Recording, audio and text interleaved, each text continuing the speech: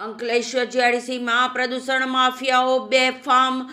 ઝાયડેક્સ unit 2 પાસેની કાંસમાં વહેલી સવારે કેમિકલયુક્ત લીલું પાણી છોડાતા ચકચાર।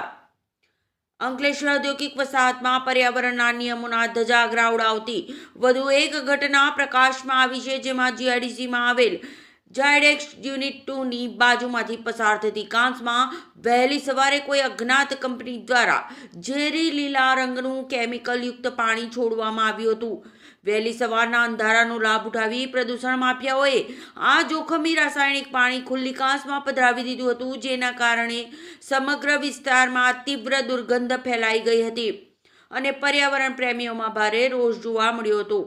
સ્થાનિક સૂત્રોના જણાવ્યા અનુસાર આ પ્રદૂષિત પાણી દેખાવમાં ઘટ્ટ લીલા રંગનું હોવાથી તેમાં હેવી મેટલ્સ અથવા જોખમી એસિડિક તત્વો હોવાની શક્યતા સેવાઈ રહી છે, જે આગળ જઈને કુદરતી જળસ્ત્રોતોને મોટા પાયે પ્રદૂષિત કરી શકે તેમ છે।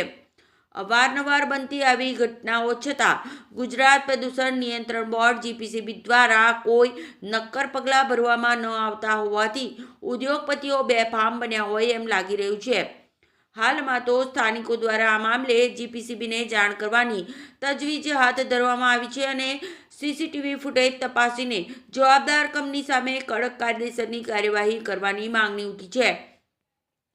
જો વહેલી તકે આવા તત્વો સામે લાલ આંખ કરવામાં નહીં આવે તો આગામી દિવસોમાં અંકલેશ્વરની આસપાસના જમીનના તળ વધુ દૂષિત બનશે એવી ભીતિ ઊભી થઈ છે।